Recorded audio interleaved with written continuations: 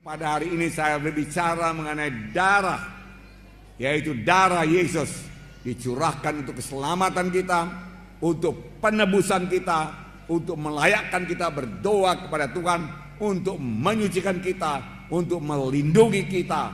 Saudaraku, semua itu terdapat dalam darah Yesus, saudaraku.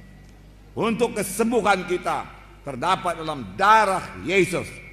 Karena tadi saudaraku memang firman Tuhan berkata oleh bilur-bilur Yesus, kamu sudah sembuh.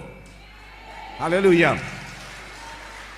Dan kita tahu pasti saudaraku, bilur Yesus tidak bisa dipisahkan dengan darah Yesus.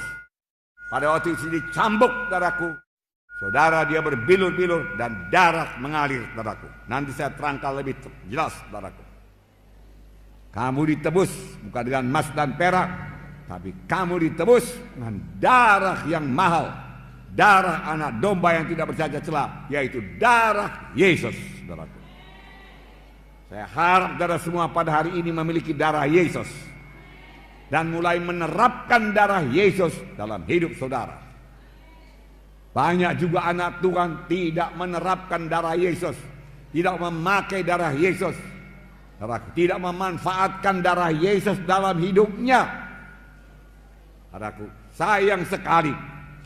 Terus terang saya katakan kepada saudara, tiap hari saya mohon darah Yesus bagi saya, bagi istri saya, bagi anak-anak saya semua, satu persatu saya sebut namanya, supaya dibungkus oleh darah Yesus, dilindungi oleh darah Yesus, dan si jahat tidak bisa menjamah dia.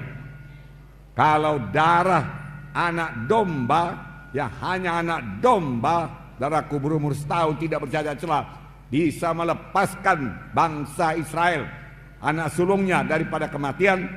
Dan si malaikat maut tidak bisa menjamahnya, setan tidak bisa menjamahnya, apalagi darah Yesus yang sejati. Haleluya. Tepuk tangan darahku, haleluya. Nah, darahku, jangan jarang-jarang menerapkan darah Yesus. Tiap hari terapkan darah Yesus. Kenapa jarang? Sudah jadi topik mengenai darah Yesus sudah hilang daripada pemikiran mereka. Tetapi Tuhan Yesus memerintahkan secara khusus pada umat Israel memperingati Paskah sepanjang masa, selama-lamanya. Nah saudaraku, sampai pada zaman ini seharusnya kita lebih bergairah memperingati Paskah. Karena sekarang anak domba Paskah yang sejati, yaitu Tuhan Yesus Kristus telah mencurahkan darahnya. Nah, saudaraku yang kasih dalam nama Yesus, untuk tinggal saudaraku dalam Yesus perlu darah Yesus. Banyak sekali berkat daripada darah Yesus, melayakkan dan menyucikan. Oleh sebab itu tiap-tiap hari saya mohon darah Yesus, saya ulangi lagi saudaraku, dalam kehidupan saya dan keluarga saya. Dan ini membawa berkat yang besar bagi keluarga kami, perlindungan Tuhan yang teguh, jika setan tidak berkuasa menjamah kami. Dengan darah Yesus kita bisa bersekutu intim dengan Tuhan. Dengan darah Yesus kita disucikan, dan kita dapat masuk hadirat Tuhan. Ku masuk ruang Maha Kudus dengan bersalut darah Yesus. Maka Bapa di sorga, Tuhan tidak bisa menolak kita, karena dia adalah darahnya yang kudus. Saya tidak kudus, tetapi darah Yesus mengkuduskan saya, saudaraku. Lalu kita sampaikan doa kita. Kita layak buat berdoa, masuk dalam ruang Maha Kudus. Pada waktu Yesus mati di kayu salib, saudaraku, tirai dalam bait Allah terbelah dua dari atas ke bawah, yang memisahkan bilik suci dan bilik Maha Suci. Bisa masuk bilik Maha Suci, bertemu dengan Allah Bapa dengan bersalut oleh darah Yesus. Jalan lain tidak ada. Haleluya saudaraku. Inilah kuasa darah saudaraku. Saudaraku yang kasih dalam nama Yesus. Dan firman Tuhan berkata, jikalau kamu tinggal dalam aku dan aku dalam kamu, mintalah pada apa saja yang kamu kehendaki, aku akan berikan kepadamu. Tinggal dalam Yesus dengan darah Yesus melayakkan kita. Dan firman Tuhan tinggal dalam saya, tinggal dalam saudara, terutama mengenai darah Yesus. kita mengerti, dan kita percaya, dan kita terapkan dalam hidup kita, saudaraku, mintalah apa saja yang kamu kehendaki, maka kamu akan memperolehnya. Saya sudah minta kepada Tuhan keselamatan jiwa-jiwa pada malam ini, kesembuhan jiwa-jiwa pada malam ini, mujizat Tuhan terjadi pada malam ini. Haleluya, saudaraku. Dan Tuhan akan mengabulkannya. Tuhan akan mengabulkannya. Haleluya. Tepuk tangannya meriah, saudaraku. Haleluya. Terima kasih Tuhan Yesus. Haleluya Tuhan. Terima kasih Tuhan. Tuhan membedakan umat pilihannya dengan bukan umat pilihannya. Ada 9 tulah yang menimpa tanah Mesir sebelum tulah yang ke-10 yang membebaskan dia daripada perbudakan Mesir.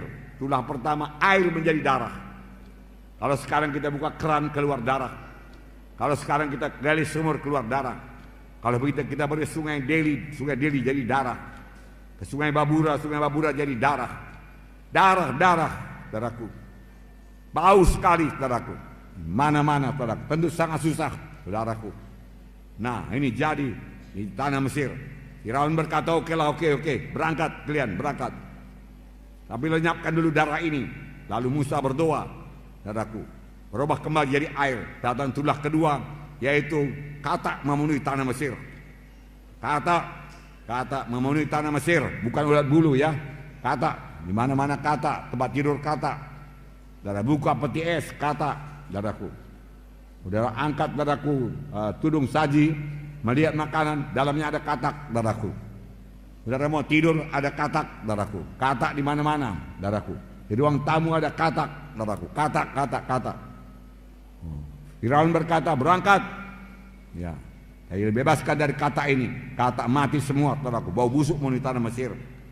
Itulah ketiga nyamuk yang sangat banyak, bahkan debu menjadi nyamuk di tanah Mesir. Firaun masih meraskan hatinya. Tulah keempat lalat pikat. Tulah kelima penyakit sampar pada ternak. Firaun meraskan hatinya, tidak bisa pergi. Tulah ke-6 bisul, saudaraku. Bisul. Dokter juga kena bisul, saudaraku. Semua kena bisul, saudaraku. Bisul di mana-mana. Wah, luar biasa, saudaraku. Saya belum pernah melihat yang seperti ini, saudaraku. Juga tidak bisa bebas. Tulah ke-7 hujan es. Tulah ke-8 belalang. Tulah ke-9 seluruh Mesir gelap gulita. Gelap gulita, tangan tidak bisa dilihat, saudaraku. Begitu gelap gulita, saudaraku. Tibalah tulah yang ke-10 yang membebaskan bangsa Israel, yaitu kematian anak sulung dari manusia dan binatang. Tuhan menyuruh malaikat maut menjalani seluruh tanah Mesir. Di mana saja rumah, di mana tidak ada tanda darah, saudaraku, saudara, ada kematian. Apakah Tuhan tidak bisa membedakan yang mana bangsa Israel, mana bangsa pilihannya dan bangsa Mesir? Tentu saja bisa. Tuhan kenal semuanya. Tapi mengapa Tuhan menyuruh sembelih domba Paskah? Karena Tuhan mau mengajarkan satu prinsip keselamatan, saudaraku. Prinsip kebebasan daripada kematian. Prinsip untuk beroleh hidup yang kekal, yaitu melalui darah. Diajarkannya kepada bangsa pilihannya melalui darah anak domba, saudaraku. Dia mau mengajarkan penebusan hanya oleh darah, keselamatan hanya oleh darah, kehidupan hanya oleh darah. Darah anak domba, saudaraku. Nah, saudaraku, Tuhan memberikan perintah khusus, dan sepanjang mereka mentaatinya, mereka bebas daripada kematian. Yang menentukan hidup atau mati, darah anak domba. Haleluya. Sampai sekarang yang menentukan keselamatan saudara ialah darah anak domba Allah yang sejati, yaitu darah Yesus. Itu sebabnya setan tidak senang kalau saya berkhotbah, saudaraku, mengenai darah domba Paskah, darah domba Allah yang menyelamatkan. Bukan kebaikan kita, bukan sumbangan kita, bukan amal-amal kita, bukan perbuatan baik kita, tetapi kamu, bukan uang kita, bukan harta kita, saudaraku, bukan korban kita kepada gereja, saudaraku, bukan itu yang menyelamatkan, bukan itu yang membawa ke sorga. Semua itu baik dan disukai Tuhan, tapi ibarat jembatan tadi tidak 1/10 pun membawa kita ke sorga, saudaraku. yang sanggup membawa kita ke sorga hanya satu, yaitu darah anak domba Paskah yang sejati, yaitu darah Yesus. Saudaraku, tepuk tangan saudaraku. Haleluya. Hanya melalui Yesus kita selamat. Tidak ada jalan yang lain ke sorga. Tuhan sendiri berkata, akulah jalan dan kebenaran dan hidup. Seorang pun tidak sampai kepada Bapa kalau tidak melalui aku. Hanya Yesus jalan ke sorga. Haleluya. Miliki Yesus pada hari ini. Terima darah Yesus pada hari ini. Haleluya. Haleluya. Ucapkan apa yang saya ucapkan. Haleluya Tuhan Yesus.